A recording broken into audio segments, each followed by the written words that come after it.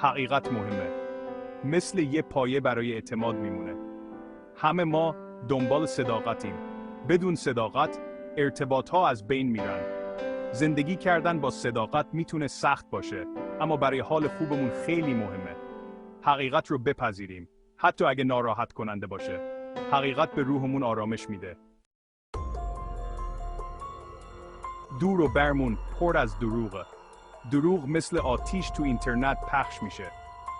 اطلاعات غلط دید ما رو خراب میکنه. دیگه به قضاوت خودمون هم شک میکنیم. این همه دروغ خیلی خطرناکه.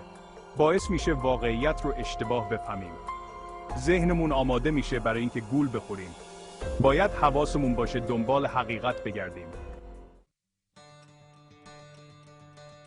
بین این همه فریب، صداقت میدرخشه.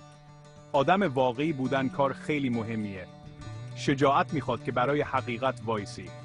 صداقت باعث میشه ارتباطهای واقعی داشته باشیم. وقتی با صداقت زندگی میکنیم، به دیگران هم انگیزه میدیم. وقتی ضعف‌ها و مشکلاتمون رو میبینن، اونا هم راحت‌تر خودشون رو نشون میدن. صداقت مثل یه موج خوب به همه جا میرسه. تو زندگی هر روزتون به حقیقت پایبند باشید. همه چیز رو بررسی کنید. دنبال منابع معتبر باشید. حواستون به اطلاعاتی که دریافت میکنید باشه. جلوی حرفهای دروغ وایسین، حتی اگه کار کوچیکی باشه. شجاع باشید و دنبال راحتی نباشید. صداقت رو انتخاب کنید و به دیگران هم انگیزه بدید که همین کار رو بکنن.